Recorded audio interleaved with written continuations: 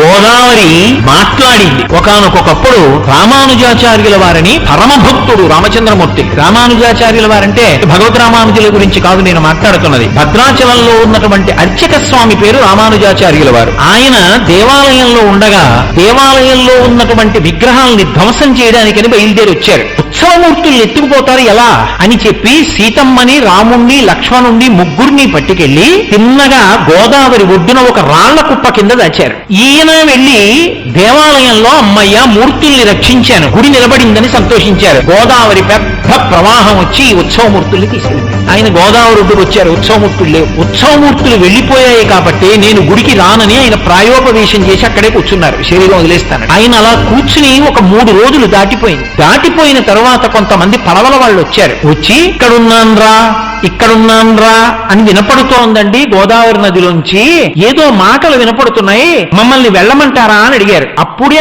ఆయనకి ధ్యానంలో కనపడ్డారు. గోదావరి నది దాచింది మూర్తుల్ని, వెళ్లి తెచ్చుకో, కానీ సీతమ్మ కనపడదు. ఎందుకు అంటే ఆ సీతమ్మ ప్రత్యేకంగా కోరుకుని సీతమ్మని తన కడుపులో పెట్టేసుకుంది. సీతమ్మని ఇవ్వదు. కాబట్టి రామలక్ష్మణులు దొరుకుతారు, తెచ్చుకో. నా పక్కన కళ్యాణానికి సీతమ్మ ఉండాలి కదా, మరి సీతమ్మ కావాలి అంటే ఫణిగిరి సంస్థానం నుంచి పట్రా అని ఫణిగిరి జమీందారు గారు ఇవ్వరు. అందుకని ఫణిగిరికి భద్రాచలం అర్చకులు వెళ్ళండి. ఆయన ఎంతో గౌరవించి ప్రసాదం ఏమీ పుచ్చుకుని రాత్రి ఉండి రేపు వెళ్ళండి అంటాడు. రాత్రి కుంచకోలతో రహస్యంగా తలుపులు తెరిచి సీతమ్మని ఎత్తుకొచ్చేయండి, ఆ సీతమ్మని నా పక్కన పెట్టి కళ్యాణం చేయండి అన్నారు. అర్చకులు జమీందారు గారి దగ్గరికి వెళ్ళి ఆ రాత్రి పడుకుని రాత్రి కుంచకోలతో తలుపులు తీశారు. తీసి సీతమ్మ విగ్రహాన్ని ఎత్తుకొచ్చాము అనుకుని లక్ష్మణస్వామి విగ్రహాన్ని ఎత్తుకొచ్చారు. కంగారులో కొంత దూరం వచ్చి చూస్తే లక్ష్మణస్వామి మళ్లీ లోపలికి వెళ్ళి మళ్ళీ అక్కడ పెట్టేసి సీతమ్మని తీసుకొచ్చేశారు. ఫణిగిరి జమీందారు గారికి తెలిసి భద్రాచలం అర్చకుల్ని దండిస్తానని బయలుదేరదాం అనుకున్నారు. రాత్రి రామచంద్రమూర్తి కల్లోకి వచ్చి ఫణిగిరి సీతమ్మని నేనే కోరుకున్నానయా జమీందారు, బయలుదేరి వచ్చి మొదటి కళ్యాణం నువ్వు చేసి జనక మహారాజు గారి స్థాయి పొందు అన్నాడు. ఆయన మేళతాళాలతో బయలుదేరి వచ్చి కళ్యాణం చేశాడు.